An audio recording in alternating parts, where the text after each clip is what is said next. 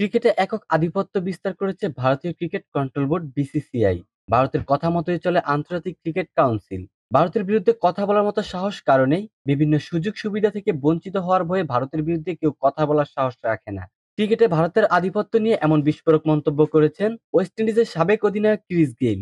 এ সময় তিনি বলেছেন, কেউ ভারতের উপর কথা বলতে পারে না, ক্রিকেটটা ভারতই চালায়। কে বলবে ভারতের বিরুদ্ধে কথা, এমন প্রশ্ন রেখে তিনি বলেন, ভারতকে চ্যালেঞ্জ করার মতো ক্ষমতা কারো আছে? কারোই নেই। ক্যারিবীয় এই কিংবদন্তি ক্রিকেটার আরো বলেছেন, বিশ্বকাপের সময় অন্য কোনো খেলা হয় না, আইপিএল এর সময় একই হওয়া উচিত। আইপিএল এ যদি বিশ্বের সেরা ক্রিকেটারদের খেলাতে হয়, তাহলে আন্তর্জাতিক ক্রিকেট সে সময় থাকলে হবে না। এত বড় একটা প্রতিযোগিতার মাঝখান থেকে ক্রিকেটারদের চলে যাওয়া ঠিক নয়। এর ফলে একটি দল বাড়তি সুবিধা পায়। এ সময় তিনি আরো বলেন, আইপিএল যখন চলে তখন দেখা যায় দেশের হয়ে খেলার জন্য ক্রিকেটাররা চলে যাচ্ছে। আইপিএল হলে শুধু সেটাই হওয়া উচিত, সে সময় কোনো আন্তর্জাতিক ক্রিকেট হওয়া ঠিক না। এর ফলে ভারতই লাভ হচ্ছে, ওদের ক্রিকেটাররা পুরো আইপিএল খেলতে পারছে, ওরাই সুবিধা পাচ্ছে, এমন হওয়া ঠিক না।